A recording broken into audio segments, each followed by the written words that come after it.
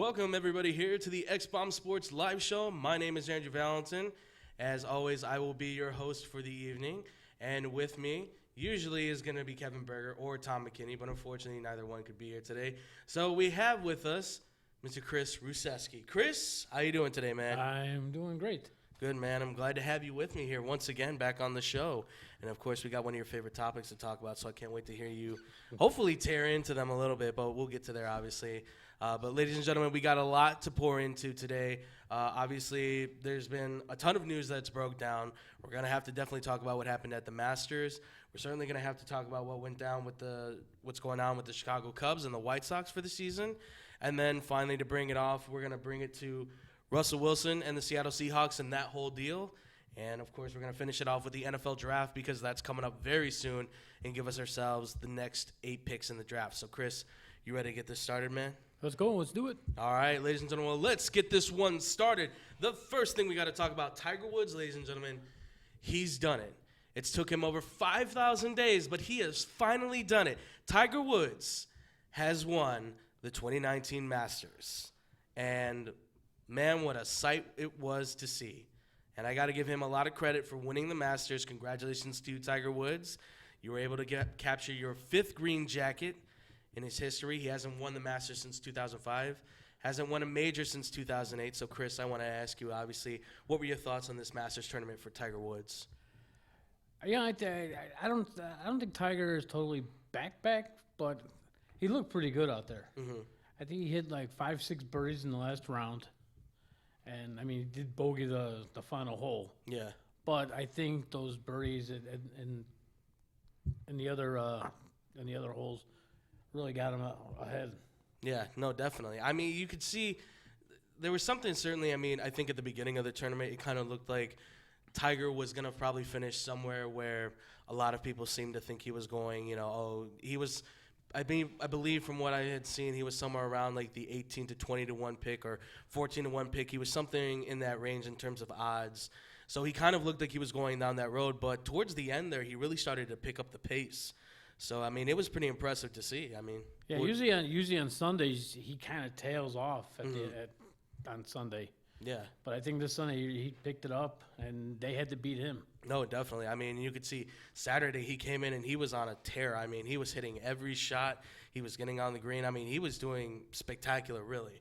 Now, obviously, with this Masters win, all the talk has been that he's back, Tiger's back. There's a lot of talk on that, and honestly, Chris, I mean, I want to ask you, before I give my spot on this, what do you think? Do you think Tiger is actually back, or do you think this is just a nice little thing that happened for him? What are your thoughts? I don't think he's back totally. I mean, maybe, it's on the road to being back. Okay. Let's see what he does in the next couple of tourneys that come around. Yeah. Even though the Masters is probably one of the tougher courses. Mm-hmm. But let's see what happens, I mean, he might start that gradual uphill. Yeah. No, definitely. Absolutely. I mean, that's a good point. I mean, I'm kind of with you on this in terms of Tiger. I kind of have the unpopular opinion when it comes to Tiger in that I'm not going to say he didn't win this Masters. Technically, he did. But in terms of did he really here's what I'll say. He won it, but it feels like the win kind of had like the air taken out of the sails, if you will, because his 2 biggest competitors were Molinari and Jason Day really down at the end there. And it looked like those guys were maybe going to be heading for like a 3-way playoff almost. And then all of a sudden Molinari puts his ball in the water, and then Jason Day does the same, and now it sets them back farther. And then it's kind of like, well, Tiger does take the lead, and certainly he got a commanding lead off that, but it kind of felt like he got there off the technicality of them going in the water, you know what I mean?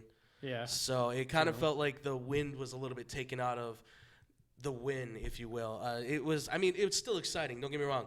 This was a great sports moment in history. Tiger's back in a Masters and winning, especially one of the big ones. This is one that he's always known for being at his most competitive, it seems. So it's a great story, but it just kind of feels like the win was kind of just like, it just kind of takes a little bit out of it. You know what I mean? Yeah, but like I say, he did get the birdies he needed to get to Right. stay on top.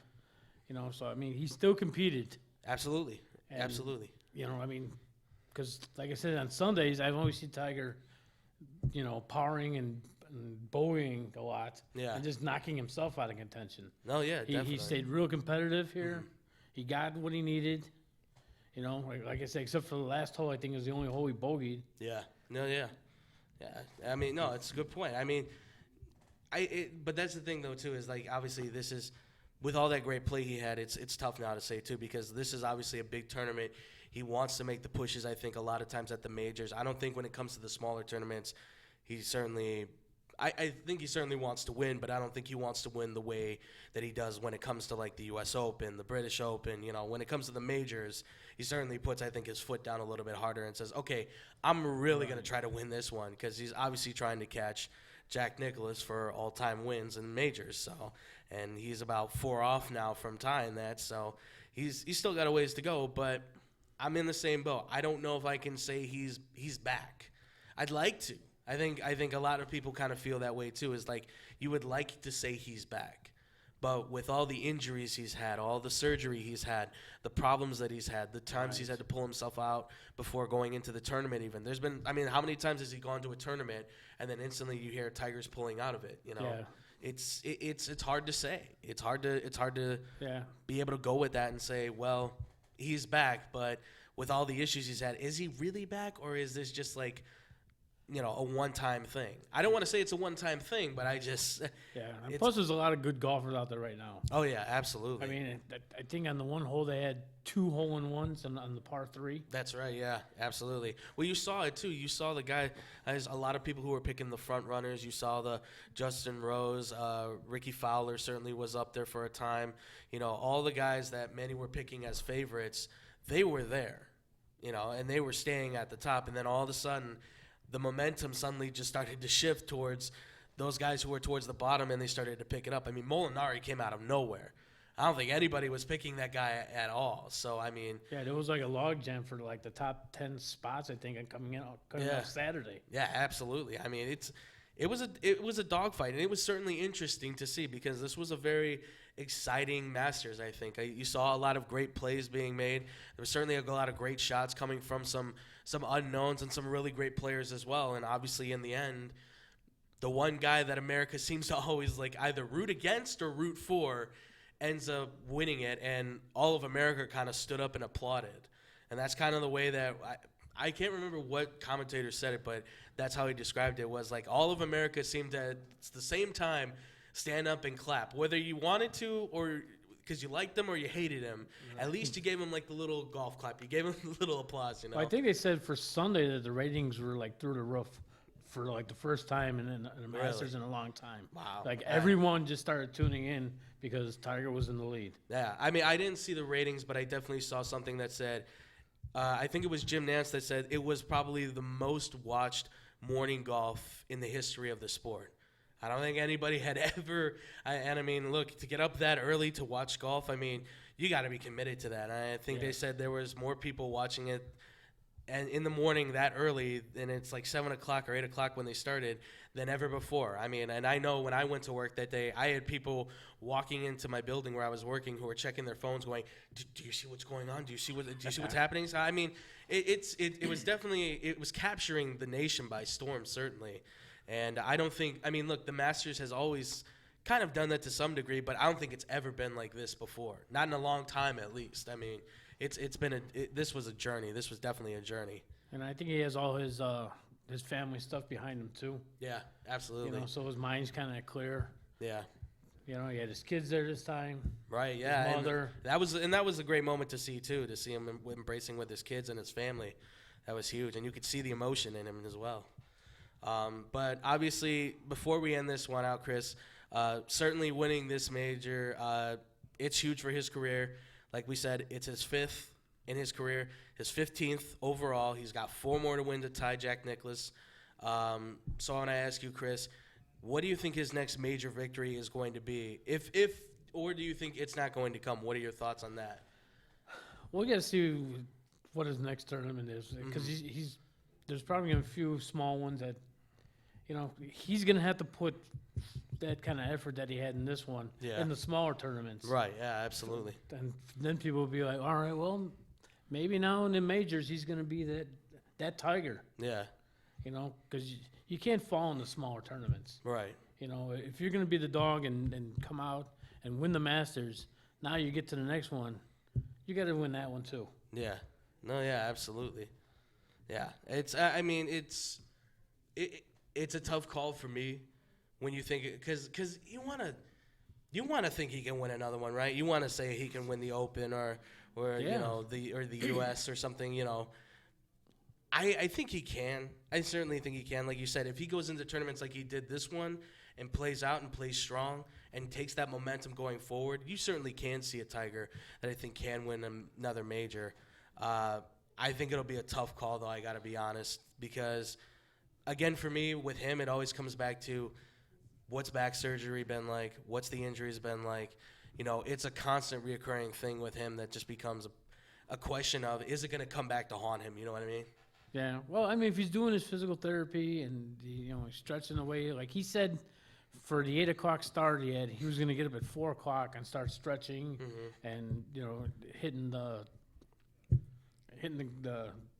range. Right, yeah. You know, just, you know, and that's 4 hours before you start. So, I mean, that right there, you can show that he's committed to this. Yeah, no, definitely, absolutely. All right, well, ladies and gentlemen, that's going to do it for us here with Tiger Woods and the Masters. What did you guys think about Tiger Woods winning the Masters? You guys can comment down below. Let us know what you guys thought about it. Give us all your questions and comments about that stuff. We'd really like to hear from you guys. Also, let us know what what major do you think that he's going to win next. Can he break Jack Nicklaus's record? Guys, let us know. All right, moving on from that, we're going into Chris's favorite sport, my favorite one to always heckle with, especially now. It's baseball, ladies and gentlemen. Major League Baseball has been kicking around now for the last month and a half, couple months now. And, yeah, you know, the baseball's back in Chicago a little bit. Here and there. Yeah, here and there. So I thought it would maybe be good if we poured into how the Chicago Cubs are doing and also how the Chicago White Sox are doing, because obviously these two teams very important to this city right now in this time. So you ready to hit this, Chris? Let's do it. All right, well, let's get into it. So obviously the first team we'll pour into here is we have the Chicago Cubs, ladies and gentlemen. Now, obviously, you know, I have to be fair with this team. They did start off a little rough. They're starting to pick it up now. You know, this team they're sitting at 7-9 right now. They're in 4th place in the NL Central. The offense is starting to click there a little bit, and frankly, I think the pitching's starting to come along from my standpoint. I'll get into a little bit more, but Chris, go into it, man. What do you think about the Cubs so far in terms of the season? Yeah, I think their starting pitching is starting to come around. It's a shame that Lester went down. I mean, I was at opening day, and I saw as soon as I saw him slide, I was like, that didn't look good. And then he, you know, the pulled hammy. Right, yeah, definitely. Which is all the Rays. There should be a DH in the National League. Yeah. But I mean, Lester just started pitching well. Quintana is just on a roll right now. Yeah, the last 2 starts, he has been killing it. He's averaging 8 to 10 strikeouts a game. I mean, he's just on a roll. Should have picked him on my fantasy. Hey, it always comes back to bite you, doesn't it? It always does. Yeah, no, you're definitely right. I mean, look, this team, I think there's still definitely questions about this. I mean, when it all started for them, a lot of it came back to what's going on with the bullpen. Why can't they seem to get it together? And ever since it seems like they sent away Edwards, they've kind of been picking it up. I'm not going to say it was all on him, but it certainly seems like once he went, everything started to kind of go. I mean, the offense has really been picking up. You see with Javier Baez, he's really starting to come back into his own. I mean, he really wasn't leaving, but I mean, he was. Yeah, he's still ripping the ball off. I mean, Contreras is starting to get a hold, I think, more of his offense, and he's even playing better, I think, defensively too, in terms of stopping the ball and, you know, being the type of catcher that we know he is. And pitching wise, I mean, they are starting to pick it back up. You've seen, like you said, Quintana really has been killing it right now. 18 strikeouts in the last 2 starts is insane. And I mean, right now, outside of Lester, I'd say he's probably like your number 2 go-to guy. I'd maybe throw in Hamels because I know he can definitely bring it. And plus, you know, Hamels still cannot lose at Wrigley for some reason. But and you're going through a nice stretch here because you're facing the Marlins. Right, yeah. So nice little tune-up. Yeah, if you were struggling, Right. that's where you want to go. It's like a trip down to the minors to tune up. No, absolutely. Yeah, I mean, they're lucky they're not playing against interleague right now. So, but yeah, I mean, look, this team in terms of what's good for them. I mean, they certainly still have championship caliber. I think. I mean, I know a lot of people are saying 500. I know there's some Cubs fans here, one that sits here in particular, that would say they still got a World Series in them. Love you, Tom. But I mean, I'm in the same boat too. I think I still think they can get there. I definitely think a World Series is still left in that crew because they still have their main core. But my biggest thing is, can that main core show up the way that they have in the past? I mean, obviously, it's now 3 years removed from that. Everybody's aged a little bit. You've gotten wiser, True. but you've also gotten older. Some guys have sustained some injuries. Some guys have dropped off in terms of their play. Things have changed. I mean, it's difficult to say. Anthony Rizzo is one where I look at him and say, well, he's still the captain of this team. He's still a leader on this team. But, is he going to be there when this team needs him? Because if he can start picking it up now Right. and stay on a good course going into October, this team can be terrifying. Yeah, he's always been a late starter. Yeah. And he's usually picked it up just around the All-Star break and just a little after. And I think once Bryant and Rizzo start hitting, Yeah. with the way Baez is hitting, Contreras, and this whole team's going to hit. Yeah, absolutely. I think they got to play Almora more in center field. Oh, yeah, absolutely. I mean, Hayward's hitting now. Now you got to work on this Almora kid. He had 2 great catches last night. Well, over the last couple of years now, we've seen he really shines as a ball player, and for some reason, it just seems like Madden doesn't want to ever really commit to him. Yeah, I don't know if he's doing Madden's daughter and Madden's all pissed off, or It's a good question. You gotta wonder, what's eating up with these two? It's like he had him over for a barbecue and he did something wrong. Because he said no to me going out with him. I don't get it. Like what? I'm attractive. I don't get it. Because this kid should be playing center field. Yeah. Right now you got Hayward's out there and you get Zobrist. I love Zobrist, mind you. Right. I love him, but your time's done. I mean, he's You're a an good iron- bench guy, Yeah. but you shouldn't be starting in right field and Almora sitting down and have Hayward in center. Yeah. Well, at this point, Zobrist definitely feels like the situational guy, somebody you bring in, whether it be pinch hitter or just when you need him to play at a certain spot when somebody's hurt. That's pretty much where it feels like. But you're definitely right. I think Almora, it is a guy that's shown you time and time again. He can hit. He can field. I think he is probably at the top as one of the fastest guys out there. I mean, you see the speed on this guy. He covers ground Right. just as good as the next guy Try out him there. out. Try him out or lead off a few times. Right. you know? You can't hurt. I mean, he definitely has the power for it. He can put contact into it. And from what I've seen with the speed he has, he can definitely be a guy that can steal bases. So why not give him the opportunity? Let him be an everyday guy. And but it's always going to be up to Joe Madden. And this is where obviously a lot of the questions funnel into whether or not he'll be around because of this decision making that he does. Yeah, I don't get half the things Madden does. I mean, sometimes I'm He's a watching confusing games. man. Sometimes I'm managing along with him.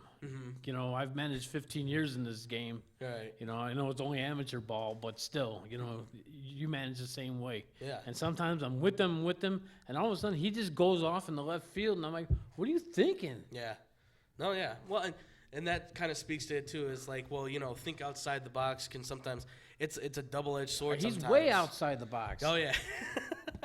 Sometimes he's too far outside the box. And I like think said. it's that cybermetrics thing screwing everything up. Yeah. No. It definitely offsets a lot of the old school feeling in baseball. It definitely puts a lot of things out of a certain reach. You know what I mean? It changes a lot of the way you think about it. I mean, you want to take away the win-loss record of pitchers. That's how you measure guys. Right. Maybe tweak it here and there, but you still got to have a win-loss record. Right. I mean, when it comes down to it, that's one of the biggest things. Did you win or did you lose? I mean, that's what sports is. Welcome to the world of being in sports. I mean, and they want to change the average thing. Well, we don't want to judge guys by their average anymore. We want to judge it by how his swing angle is and how high he hit the ball and how hard he hits the ball. Right. I was like, no, you're average. That's how many times you got on. Exactly. Yeah. All right. Well, away from the Cubs, obviously you've got the White Sox, who have had their Ugh. As Chris's can speak for us both, it is a feeling of just because honestly, although right now they're both sitting with the same record, they're also 7-9. They're in fourth place in the AL Central right now, but it still feels like a team that is just hanging on by the thread. What are your thoughts, Chris, for this team? I think the hitting is there. The hitting is tremendous. Yeah. I mean, Jimenez is still not. He's not where we thought he would be at this because point. right now he's so susceptible to the slider. Kansas City loves throwing him the slider, and he loves striking out. He loves throwing the head of the bat at that ball. Yeah, it's like he's like Pedro Serrano in Major League. Can't hit the curveball. He can't hit the slider. That's a really good reference to that. That's a really good connection there. I love that. No, yeah, that's a really good point. I mean, look, right now this team, they have their good points. I mean, Yoel Moncada has really started to show up. He's looking at more pitches. He's been a beast right now. Absolutely. He's hitting .333 right now. You've got Tim Anderson, who's hitting .421 for the year, which is insane. I mean, I never thought that guy would finally come along. I thought he was always going to be just 250, 260 kind of guy. Obviously, early in the season, yes, but still, .420 at this point in the season. I know it's impressive. I know he had power. Yeah. And you knew he could hit, but not. But his defense used to be suspect. Yeah. And I know that the last couple of years he's really worked hard on the defense. Mm-hmm. So I think that took a lot of pressure off him hitting. Oh yeah, definitely. So now it's a little bit easier to hit when you don't have to worry about your fielding. Right. Well, and you can see too his fielding is even. It's up there now because now he's really snagging for the ball. He's getting a lot quicker. His movement's more fluid when the ball's getting into his glove and coming out and going to second base. And that's all Joe McEwing. Exactly. Yeah. Thank God for him, man. They said that he's been working with him for the last 2 years. As he should have been. Taking extra reps. Yeah, absolutely. I mean, but like you said, hitting wise, it seems like they are getting there. I mean, there's a few gaps there. Abreu's not doing as hot as he would. You already mentioned Eloy Jimenez. He's been swinging at the wrong pitches now, but there's still time with him. Daniel Polka, who by the way got his first hit today. Did he really? Got his first hit. About time. Broke the 0 for 36 streak, I think he had. Something like that, yeah. It was looking bad. It was no Chris Davis, but, he was getting there. I will say this. I want him sent back down to the minors. I love the guy. And I love what he did last year. But I think he needs to go back to the minors and get a little bit more work. Yeah, a little bit more fine-tuning.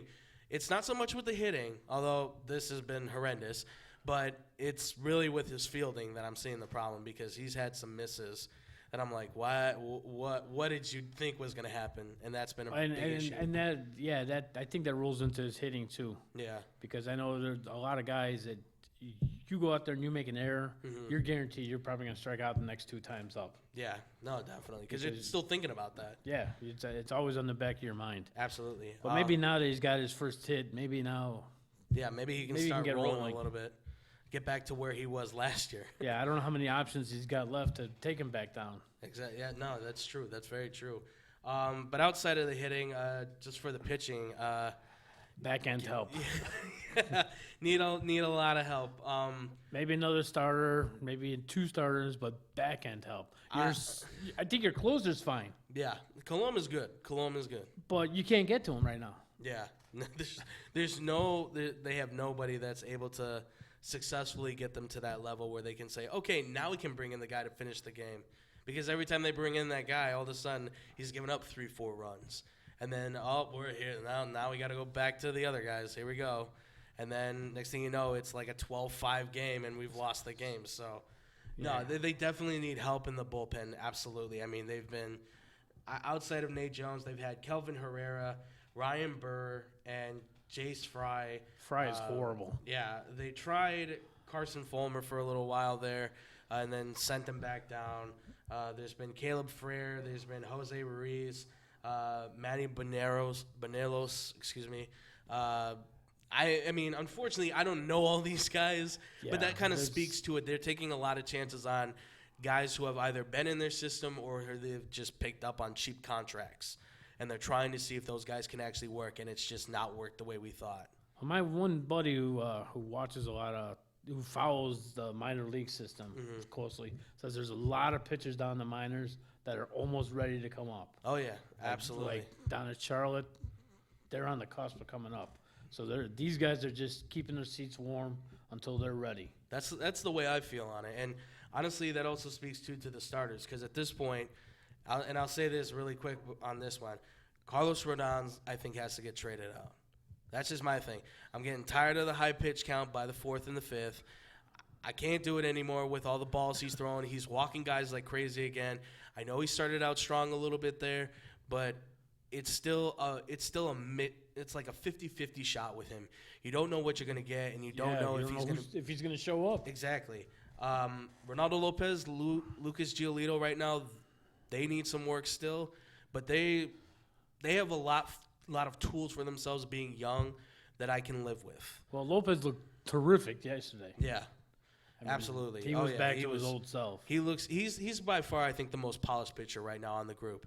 And then I think Irvin Santana and Ivan Nova right now, I think I like Santana for what the stuff he has, but I don't think he has the confidence in him. And Nova, I know a lot of people said, I think he'll be a good 3 guy.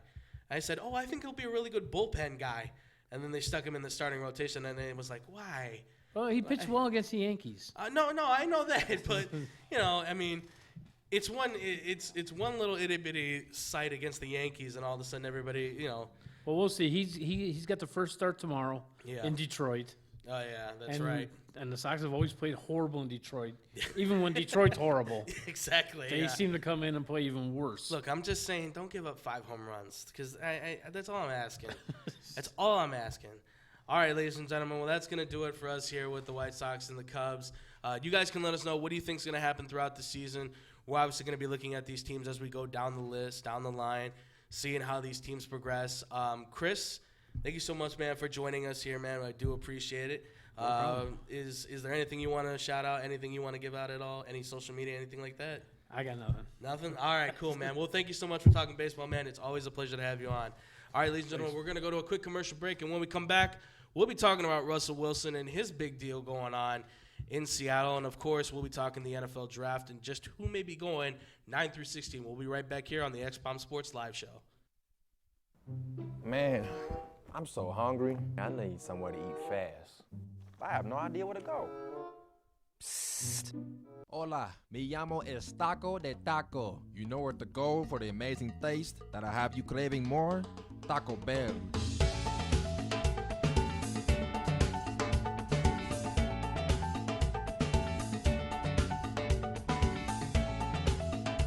All right, can I get 20 tacos, please? You got it.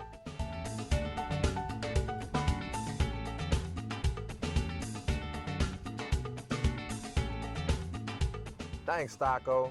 De nada.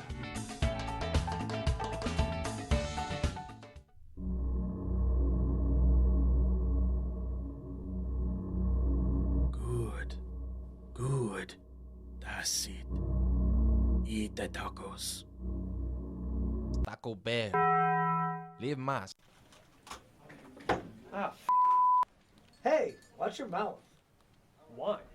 I'll just put a quarter in the swear jar. Once it's filled, we get a Coors party after work. I've been drinking Coors since my college days. The cold draft taste, the second to none. Yeah, worth every quarter, am I right? You know it, mother. Hey, you get those reports done? Yeah. No. You, sir.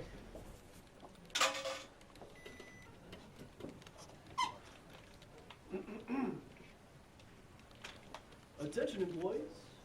The staff meeting, scheduled for this evening, will now be held tomorrow early as That is all.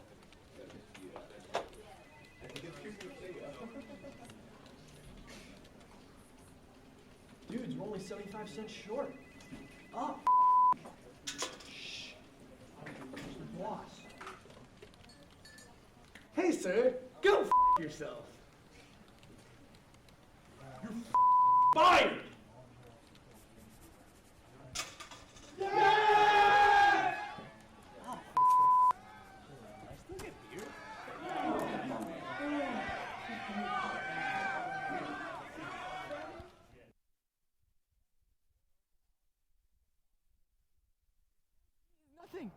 To get an intense workout, you gotta be intense.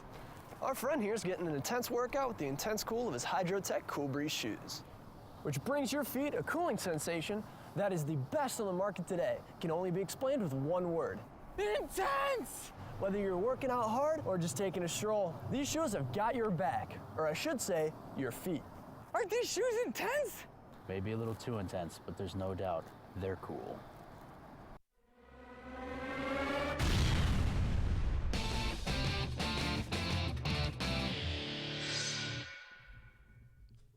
And welcome back, everybody, here to the X-Bomb Sports Live Show. I'm still Andrew Valentin, and you're not. And, of course, with me no longer is Chris Ruzetsky because he has transformed into Kevin. Tyler. I'm so sorry. Wow. Yeah. I'm sorry, yes. Tyler Prickett, ladies and gentlemen, is here with us. Wow. I apologize, How's it going? Tyler. Welcome, Tyler. How are you doing today, man? I'm doing well. All right. I was doing great until I butchered that. I'm sorry. I can't believe I called you that. My apologies. No worries at all. All right. Well, Tyler is here with me, ladies and gentlemen. So we're going to be talking here on, as I said, Russell Wilson, and we're going to finish up on the NFL draft. Well, not finish up, but we're going to get through some of the rest of these draft picks here. So you ready to do this, Tyler? Absolutely. All right, man. Well, let's get to it. The first thing we got to talk about here, Russell Wilson got his new contract, man. 4 years, $140 million from the Seattle Seahawks. It got done late, I believe, April 15th on Monday. Yep. It's $65 million. With that cringeworthy video that yes. they released with Sierra. That was interesting. Hey, he had to. Did you see Tyler Lockett and I forget who the other guy was, but they completely made a spoof out of it. And it was did they hilarious. really? Yeah, it's just funny to see. I don't blame him. I mean, look, he's trying to flex. Obviously, Right, he wants to show. He's like, I finally got paid Right. big money and stuff. So I understand it completely. But you know, it is what it is. I mean, but you know, 4 years, $140 million. They'll get you quite a few sandwiches and clams there in Seattle. Yeah. But $65 million guaranteed. Tyler, what are your thoughts on that, man? I think it's well deserved. I mean, he won you a Super Bowl basically single-handedly. I mean, I understand that defense is amazing or was amazing. Yeah. The Legion of Boom and everything, and the only piece left was Bobby Wagner still there. Bobby Wagner, I believe KJ Wright's still there. KJ Wright's still there. But other than that, like, they're pretty much diminished, and they're just going to have to build through the draft. They're not going to have any money now. And free agency, I have no free agency pass. Well, It's going on, still a but little ongoing. they, I mean, they can't, build that defense through free agency. But I mean, he just needs to get more pieces and actually use those late round picks and try to like make something out of it. Yeah. No, absolutely. Well, yeah. I mean, for Russell Wilson, I mean, this is certainly a big deal because he's kind of put off this contract because a lot of people thought that he would have been asking for this a lot sooner. Especially with a lot of the other quarterbacks he's very that have been getting. humble. He's Exactly. very Yeah. humble. And that's a great Religious thing too. man Yeah, as well. very. So. But I mean, and that's a great thing for Seattle to have. I mean, he certainly sacrificed a lot so that team could stay so competitive and keep all their pieces together. Right. But there was always a feeling, at least in my mind, that was like he never got the credit for what Seattle was doing. That's like what I'm trying to say. I mean, I understand defense wins you championships, and granted, that defense probably won him that championship, but he still had to make the plays. He is still getting them to there. It's not always going to be relying on your defense. You got to make the plays, and he's just year after year, he's always top 10 in quarterback. Arguably top 5. Like, he's just a guy that can get it done. I mean, he's got a chip on his shoulder because he's short or whatever from Wisconsin, a transfer from Nebraska, I believe. NC State. NC State. Yeah. I always get those mixed up. It's same colors. Yeah, exactly. I get it. So, like, he's always been overlooked, and it's just amazing. I mean, I'm not here to say I'm a Russell Wilson fan because not saying I don't like Russell Wilson. I just don't necessarily. You're gonna make Jake very mad. No, yeah, I don't. I never really believed this hype, but with what he's done with the lack of weapons he's had, I mean, Jimmy Graham is the best receiving threat he's had. I mean, he's got Doug Baldwin, but put Doug Baldwin on a different team, I don't think he's anything. That's honestly, that's the tough thing. Is always like, well, we think because you think of those no guys running like, back. Well, Marshawn Lynch, but you look at Curse on Seattle. He was considered to be their top wide receiver threat next with next to Doug Baldwin, put Curse now on the Jets, and he became nothing. Exactly. So it's a tough call, but it is that thing of, when they won the Super Bowl, it was Richard Sherman, it was Earl Thomas, then it was Cam Chancellor, and then it was Marshawn Lynch, and then it was like Russell Wilson. Yeah. Maybe Wilson fit in somewhere like in third. He was just a guy. He's essentially that Mitch Trubisky type. Yeah, right he was now. he was a field general. Yeah, he was a field general. I don't think Mitch Trubisky's level is ever gonna come close to Russell Wilson. I mean, I hope it does. It would be nice. I hope it does because I'm a Bears fan. But I mean, I think Russell Wilson deserves that credit that he hasn't really necessarily been given by anybody. I mean, obviously, other people outside of the league have seen it. I don't necessarily think his fan base has seen it, and he got that bag, so I'm happy for him. Definitely. Well, here's the thing. I think when it comes to the NFL has proven one thing definitely when it comes to quarterbacks. I think they value them. They certainly value them a lot. Yes, and it's understandable. He's the guy taking the snaps. He's your leader on offense. He's kind of your commander of the team. He's usually your captain. I get it. Right. I don't know if quarterbacks do deserve $100 million, but certainly after Joe Flacco and certainly Aaron Rodgers, that's the way it goes. When those guys, exactly, yeah. When those guys get $100 million, it's hard to justify that somebody who's won a Super Bowl too and put up big numbers also gets it. So with Russell Wilson getting this money, I mean, I get it. Seattle, they needed to do this, otherwise they have nobody for their franchise because now Russell Wilson is their franchise. They've shown that with like Pete Carroll committing to the run game, and whether that's a three-headed monster or what. They switched to Rashad Penny, which I think they should. Right. But Chris Carson, he's proven that he's not just a guy. They lost Mike Davis to the Bears, but I mean, it's just like, if he had like that stud running back like he did with Marshawn Lynch and stuff like that, like I think they can go places with this team, and they're in a win now mode. I still think that defense isn't completely fallen off. There's still some pieces there. I mean, top 20, top 15 in the league, I'd say. Still, like. They certainly have the best middle linebacker, and they have a good defensive line still. So and I was gonna say this: if he got traded to New York, like they were a win now team in my opinion. I think he makes wherever he goes a contender. Yeah, I seriously do. I'm gonna throw out. I'll say this, and I'm gonna. This will probably come out very unpopular, and a lot of people will probably be like, don't like it. I would argue that I think he's a better quarterback than Tom Brady right now. Oh, 100%. Okay, good. I'm not alone. Okay, cool. Brady, he's a winner. He's a winner. I will give him that. He's the Bill Russell of football. I like that. He's the Bill Russell of football. That's a very good point. Aaron Rodgers is the Michael Jordan. Okay, all right. And I understand like championships mean a lot more and everything, and but that is Bill Belichick's championships, in my thing. I think he can plug. I knew I liked you for a reason, man. I knew it. He can plug anybody into that system, and they're gonna win. Yeah. And the Jets' biggest mistake was not letting him go. Not necessarily. He walked on his own. Did you understand? You knew what happened to that story? He just decided I'm not gonna be the head coach here. It was a mess. But that's my thing is like I look at Russell Wilson, and look, obviously Tom Brady's a great quarterback. He's arguably the greatest quarterback of all time. I'm not gonna go with that. A lot of what I think makes him successful is not in terms of his skill set. It's a lot with his mentality. He's been around this game for so long now. He has seen it all. He's played against it all. He knows it all. Hell, he's older than some of these coaches. I mean, come on. Right. He has a lot of thought process. He knows how to break this down. He watches enough film. But to give him credit, he is not pompous at all. No, he's not. Like he stays humble, like Wilson. Yes, he's humble. Like he can have his cocky moments where it's like, look what I just did to you, or he's flashing his rings or whatever it is. But he was asked like, who's the best quarterback of all time, or talent-wise, best quarterback, and he says Aaron Rodgers. Yeah. Because I mean, I don't know. I'm a Bears fan, and I know that. Like I can sit here and say Aaron Rodgers is the best quarterback of all time, in my opinion. Okay.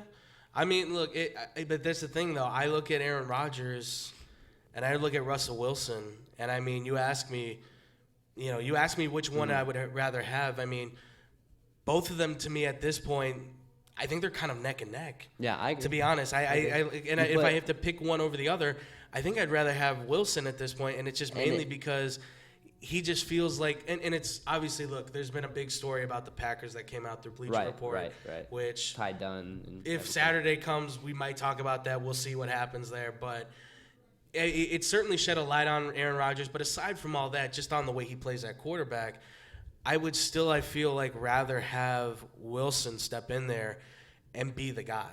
Yes. You know, he just feels like a more commanding leader. He feels like somebody who would have the guys follow him more, and he also feels like a guy that would make the sacrifices needed. Obviously, this is a big contract. I don't think he's going to be willing to move it, but I mean, obviously, if Seattle has an opportunity to make a big move, he might be willing to say, "Okay, I'll shut off some weight." Right, he deserves it though, and he truly he does. It's a once in a lifetime opportunity to get paid like that. You may as well go get that. I mean, he deserves it. Absolutely. All right, ladies and gentlemen. Well, what do you guys think about Russell Wilson's situation? Do you guys think he deserved the $140 million with $65 million guaranteed? I certainly think I deserve that money. But do you guys think that Russell Wilson deserves that money? You guys can comment down below. Let us know what you guys think. And also, too, who do you guys think how much do you think the Giants could have gotten for him, too, in that trade if it would have happened? Or do you think maybe Arizona would have been willing to trade for him? I mean, that was another team I was putting in there. I know Same that division, though. That's the thing. I don't know if they would have done that, but division. Yeah. to get to trade it off and try and see if Kyler Murray can be Russell Wilson 2.0. Right. I thought that was a little suspect, but I saw somebody bring that up. I'm like, that would be tempting. I can't lie. If I'm Arizona, I would be tempted. Well, you say that, and that's why I think and quarterback is the highest paid position for the reason. I mean, you got to go get your guy. Like what the Bears did with Trubisky, they went up and got him. Russell Wilson is in the NFC West, and then the NFC West is also Arizona Cardinals. So if they think Kyler Murray is Russell Wilson, and you've seen Russell Wilson kick your shit in day out, year after year, you go get that guy. You go get that guy. Absolutely. All right. That's why I am saying Kyler Murray number one. All right, cool. Well, speaking of Kyler Murray number one, we've already kind of said our piece on the number one overall pick, but we've got picks number 9 through 16 to pour through here in the NFL draft. So, ladies and gentlemen, we're going to be going through picks number 9 through 16 here, and as we go through these, we're just going to kind of pour over them and just see how this one goes. Tyler, you ready to do this? Let's do it. All right, so the number 9 overall pick goes to the Buffalo Bills right now. Now, the Buffalo Bills, they ended their season at 6-10. Their currently biggest needs are defensive line, offensive lineman, tight end, cornerback, and running back. So, Tyler, I want to ask you, where do you think the Bills are going to go in terms of drafting, and who do you think that pick could potentially be? I think they're going to believe that DK Metcalf hype. I really do. I don't necessarily think he's the best receiver. I think it's N'Keal Harry. But now, why is that? Why do you A.J. think? What Brown. do you think? Or A.J. Brown, really? Just their overall receiver abilities, their intangibles, and whatnot. I understand. I'm not like a big proponent to like say that the combine is everything, because it's not. It's not everything. You can find. I mean, look at Tariq Cohen. You can find gems out of nowhere. You know what I'm saying? Right. So, but I'm saying DK Metcalf because what the Bills try to do is they traded for Kelvin Benjamin, and that didn't work out. But you know what the thing is between Kelvin Benjamin and DK Metcalf? They're both big physical receivers that can go up and get the ball. You got Josh Allen, who can get him the ball now. Yeah. See what he can do. I think DK Metcalf is a very good pick for them, and I honestly think they'll go that route.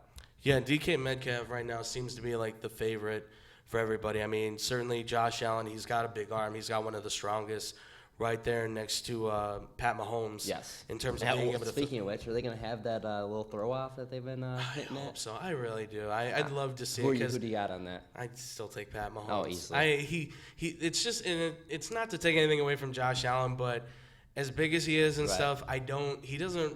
The way he steps into his throws, it's not like how Mahomes is. Mahomes steps into it, and it's just a perfect motion. Yeah.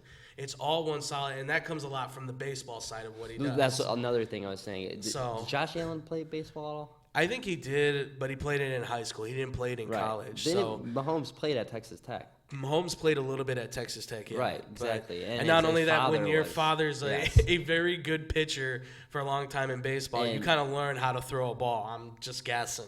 Yeah, for those like not so big in the sporting world. I mean, obviously you are we're talking NFL right now. So, Right. But like a throwing motion between a quarterback and a pitcher is totally different things, or Yeah. shortstop, whatever you want to say. But like he can get into a different gear that Josh Allen might not be able to. Absolutely. But yeah, DJ Metcalf is good. Another one I like, though, is Jonah Williams from Alabama, the left tackle from Alabama. I haven't done too much research on offensive line. Yeah. I mean, and also like the Bears picking not until 85 or they're whatever not it picking is. until the third round still, Like, so I haven't really it's been tough. paying attention I to know. anything. It's tough for us here in Chicago to get excited when you don't get a first-round pick. But we technically did. Thanks for Khalil Mack, by the way, Oakland. We appreciate it. Shout out. Yeah. But I like Jonah Williams for them because they do need to protect his. Yeah. You can see when he got flushed outside the pocket, he started running. And, yeah, he's a good runner. Mm-hmm. I mean, he certainly can use his legs, but you don't want your quarterback to be running Right. like that all the time. I mean, you could see it with Jackson, Lamar Mm-hmm. Jackson. They like him running, but they want him to throw the ball more. And that's what Buffalo needs from Josh Allen. And especially seeing last year with no help offensively, and that's why that's an offensive need, Right. is their offensive line. Josh Allen is their franchise. Absolutely. He is their franchise. So At this you know, point in time, he is the guy. So you can't go wrong with any pick there. No, you I mean, can't. I think you got to stick to the offensive side though. yeah, I definitely. think defensively they got some playmakers and They, some and guys they, here and you there. can go find some guys and Right. you can build them. And not only that, but this year's draft is full of edge rushers, Yep. defensive players all over the place. I mean, this year and last year Yep. and even the year before that, you've got a flush of defensive players from the first round to the seventh round that you can go and get, and you're going to get some kind of talent. Exactly. So, I mean, and that's what the Can't take Patriots any always picks bank for off. granted. Exactly. Learn from the Patriots. Keep those late round draft picks. All right. Number 10 is the Denver Broncos. The Denver Broncos finished, unfortunately, 6-10 as well. Their need is offensive line, inside linebacker, defensive line, tight end, and quarterback. What are you feeling for this, Tyler? I think the Joe Flacco move was a win now move, but I don't think in that division. I could see them maybe pushing for that third spot behind like going them or Oakland for that Okay. third spot. I don't think they're getting above the Chargers or the Chiefs. So Yeah. them saying trading for Joe Flacco is a win now move, and they never came out and said that. But Yeah. you know, I think that's what it is. That's what I see as me. But I don't think Joe Flacco is going to be able to win them anything. Yeah. So I think they're probably going to go quarterback, Okay. and they're going to go Drew Lock and have him Okay. develop behind him, behind Joe Flacco. Yeah. Not like the way that Lamar Jackson did behind Flacco, because the whole time they were just trying to get a reason to get Lamar Jackson in there. Yeah, you kind of felt that the Right. force of changing of the guard was coming. Right. And they were just looking for the excuse to eventually push Lamar Jackson in there. I mean, and look, he did a fine job, but you clearly need him to do a little bit more. Right. But, props to him for what he did. But, yeah, Joe Flacco going to the Broncos is definitely like a win-now And thing. yeah, and I don't think like to go off the Lamar Jackson point, he's not the same quarterback as Joe Flacco. And Right. I'm not saying Drew Lock's the same quarterback as Drew Flacco, but at least or Joe Flacco. Sorry, Yeah. I almost said Drew Bledsoe. No, but Close enough. no, like Joe Flacco is more of a pocket passer Right. type, and I feel like they're gonna want a guy to learn behind that. Yeah. And I think they're gonna bring in a quarterback, Okay. whether that's Drew Lock or Daniel Jones. I don't Yeah, know. it'll think be a they're- tough toss-up. I think they've been looking at Drew Lock the most. Yeah. Well, here's what I'll say. I think when it comes this quarterback class to me, it just feels weaker than others. It's Like, weird. it's like It's last year, it was definitely full of guys that you felt like, from Baker Mayfield to Josh Allen to Josh Right. Rosen to Sam Darnold to even Lamar Jackson. You felt like all five of those guys, okay, they're definitely first-round pick worthy. The only two guys in this draft I feel like are first-round pick worthy are Kyler Murray, which I give like a B+ to in terms of a grade. Dwayne Haskins. And then Dwayne Haskins I give like a B to. And then everybody else is like a B- or a C+ Right. because I feel like, yeah, they can play, but they're kind of a project. Like Drew Lock, I think, is the third best quarterback. Right. But his inaccuracies are what kind of kill him. Yes. Does he have the ability to be an NFL quarterback? Yeah. Does Daniel Jones have that ability? Yeah. But with both of them, or with Drew Lock, it's the inaccuracies. With Daniel Jones, it's adjusting to the NFL. Right. They certainly have the size and the skill, but Yes. it's just can they become that guy within the next 3-4 years for whatever franchise they go to. But for Denver, you're going to have to learn the process quick because who knows how long Joe Flacco is going to be there. Right. Or, obviously the Redskins are coming up later here, but if you go there, well, you're going to have to hurry up in the process there too because they're going to need a quarterback like now. So Right, and exactly, and to that point, what I keep saying is your franchise guy and teams' needs are always different, obviously. Yeah. But like I wouldn't consider it wasting a first-round pick. Like you say, Kyler Murray is what, a B+, you said? I'd give him a B+ But at this point. I understand they traded up to get Josh Rosen and everything, but Josh Rosen didn't impress us whatsoever. Yeah. Like he didn't do terrible, but he wasn't that great. I think he was like 8 touchdowns and like 16 picks or something. It was, I believe it was 11 touchdowns and 14 interceptions. Yeah, or something like that. It wasn't too far off, Right. but he didn't really get. I mean, he was working with nothing basically. Right. So it's tough to really see how well he actually was doing. My thing for Denver, I think they're going to go defensive line. I think they'll take Ed Oliver because they need that presence inside. Yeah. And look, They lot got of comparisons. Bradley Chubb and Right. Von Miller, obviously. Right. That would be insane. And honestly, I know a lot of comparisons have been made on this guy in terms of he's Aaron Donald. He already came out and said, I'm going to carve my own way. I like that about him. Right. I think Denver can use a guy like him. And if he's anything like Aaron Donald, then you've got a pretty destructive guy Right. that can work on the outside and the inside then. And he feels like that kind of guy that whatever side he goes to, I mean, yeah, he's undersized, but so is Aaron Donald. And he's Yes. got I think he's got like 10 pounds on Aaron Donald at this point. So you're talking about a guy who's same size, almost just 10 pounds heavier, speed's there, strength's there. He has confidence. Exactly, he's got confidence. The only thing you question right now is durability because he's been hurt the last 2 years. Yep. That's the biggest thing. So I think they could go defensive line, but you're saying quarterback?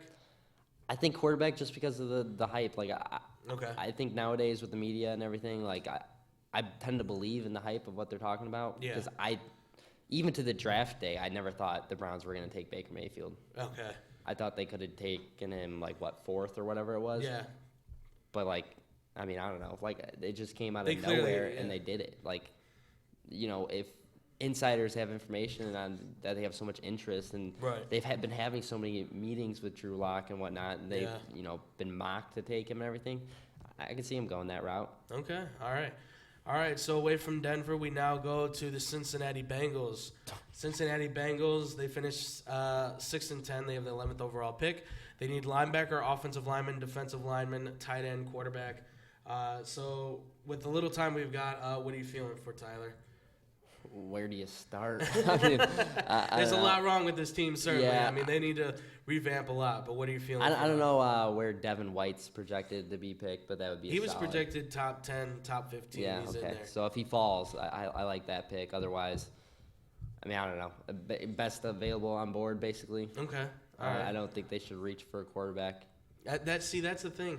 On a lot of the mocks I've seen, a lot of people are saying trade Andy Dalton to Yeah, like the if Redskins. they did that, right. Yeah, and then go get Drew Lock. That's what I've seen Yeah. a lot. So I think that could potentially happen. I think they traded Andy Dalton to the Redskins, maybe pick up like the second round, third round pick from them, Right. and ultimately get Drew Lock and try to start this thing over again. Because look, Andy Dalton works great with AJ Green, but you gotta get. I think you got to And start. they haven't searching. given up on John Ross yet. Exactly. So, I mean, and you still have that speedster out there. And if he can stay healthy, get a guy who can throw the ball 65, Right. 70 yards pretty easy and see. Maybe that guy can get you 10 touchdowns. You Right. know, you've got a speedy wide receiver. You just have a more accurate quarterback than a big arm quarterback. And with a team that is just in such shambles. Yeah, that's the you other know, problem. Where do you go? Where do you go with your needs? I mean, they're I- all over the place. So the only other thing I could say is if they don't go Drew Lock, I'd say Montrez Sweat.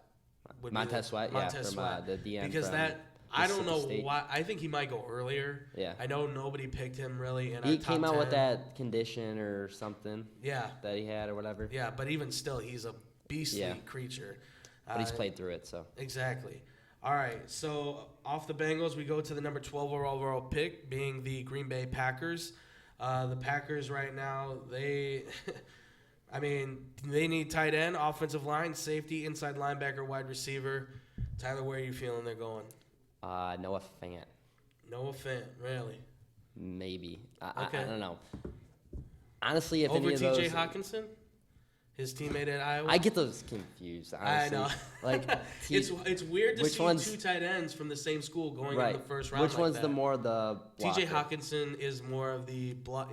He's seen as like the next Rob Gronkowski, sort of.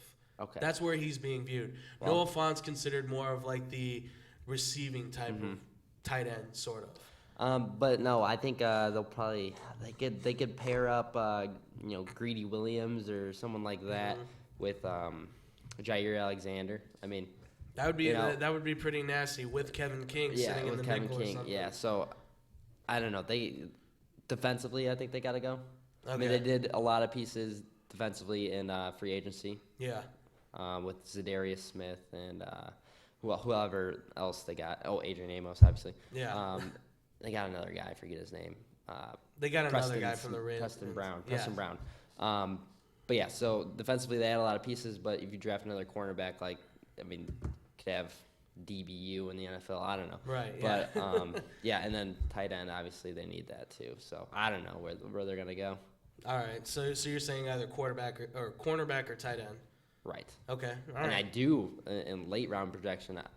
I think I could see them drafting Aaron Rodgers' replacement. Ooh. Somebody Okay. to learn Nice. behind him. I'll feel with that. I'll say this. I think they either take Clelin Ferrell from Clemson for an edge rusher, Yeah. or they take T.J. Hawkinson from Iowa. Because at this point, I don't know if they're going to get another wide receiver. I think they feel like Sterling, St. Brown, and obviously Adams. I think they feel like they're pretty set with those guys. Right. They did decent. And Cobb went to Dallas. I Dallas. believe Yeah. so. Cobb went I to Dallas. can't be sure on that, but they've lost a lot of their top receiving core, but they still have their top guys. So I think as long as they get either a tight end or they get at least a defensive end, but I think you're all right though. I think they might look more at defense than anything because offensively Right. they look pretty solid. All right, so number 13 on here is the Miami Dolphins. The Miami Dolphins finished with a record of 7-9. They need quarterback, defensive line, offensive line, DB, wide receiver. Tyler, where do you feel like they go with? Hopefully Arizona's bluffing and Kyler Murray falls because I think they need to go Kyler Murray if he's there. Okay. And then other than that, what did you say their draft needs were? So they need quarterback, defensive line, offensive line, DB, and wide receiver. Well, Dwayne Haskins if he falls too. Mm-hmm. They could see because Washington's 15, I believe. Washington is they're number 15. Yeah, so I think they could go Dwayne Haskins there. Okay. I mean, he's probably the best not pro ready, but Yeah.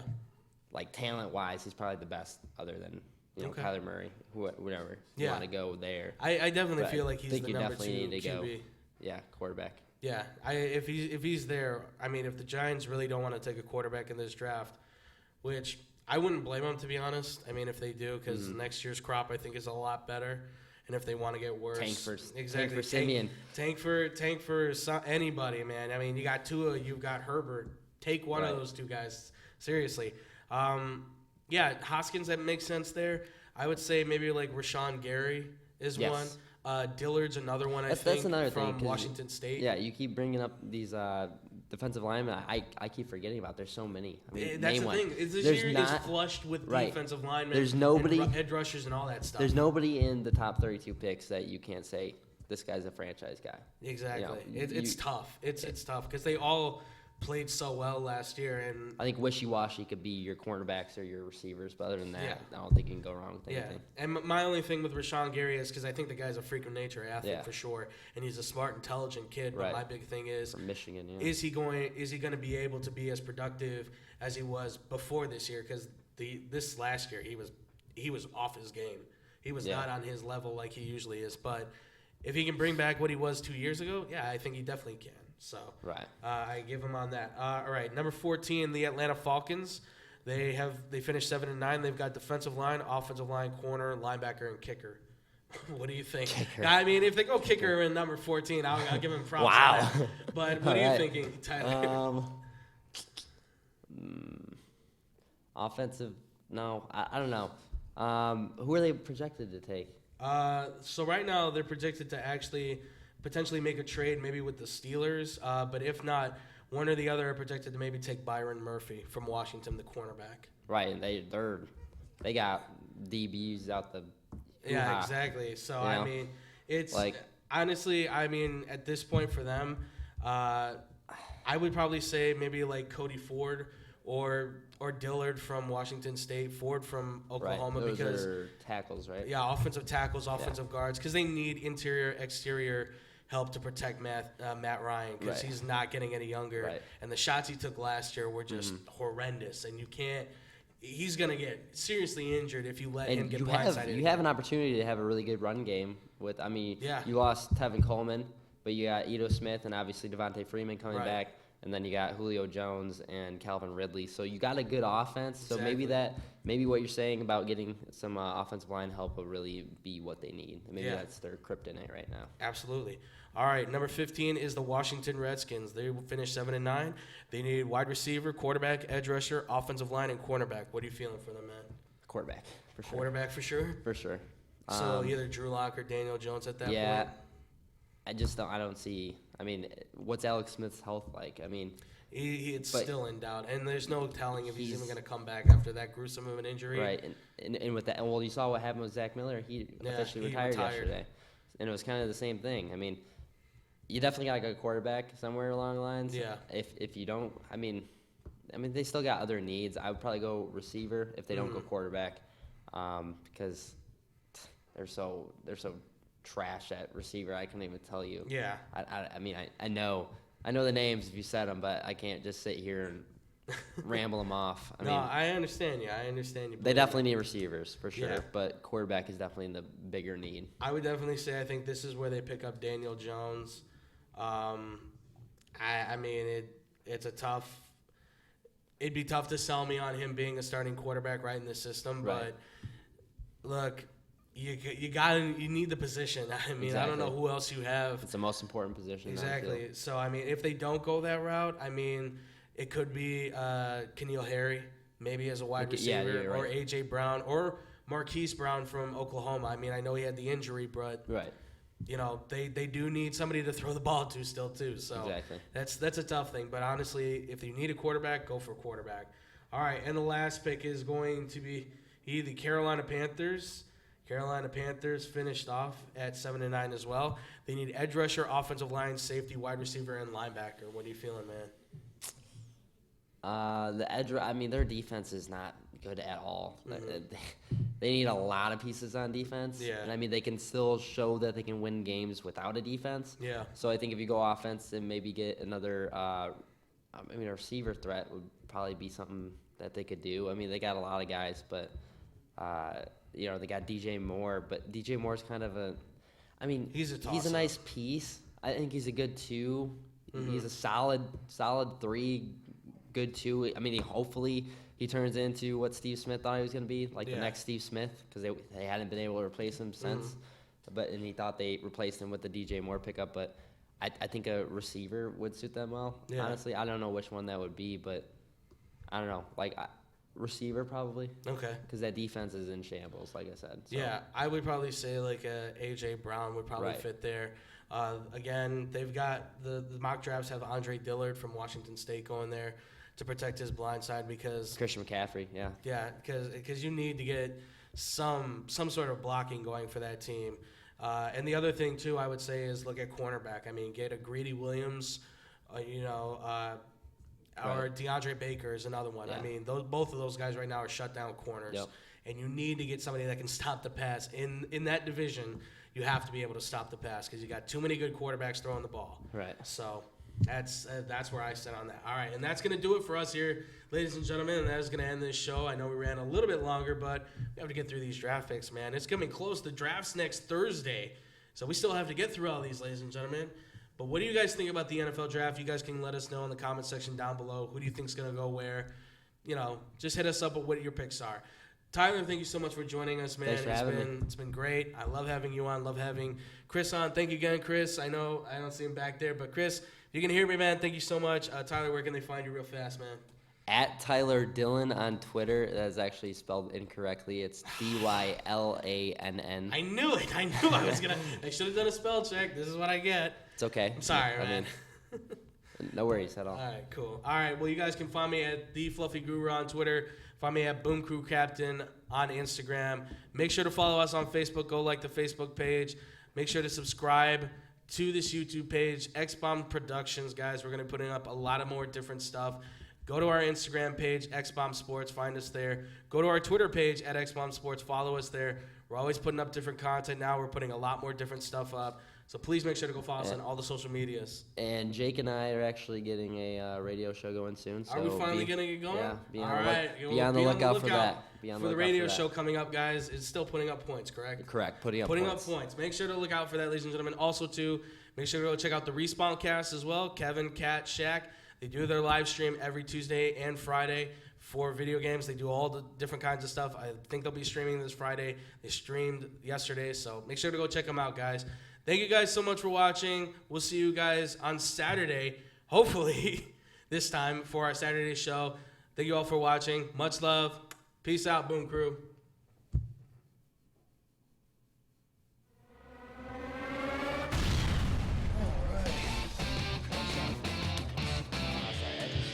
trying to get tunnel vision when I'm talking.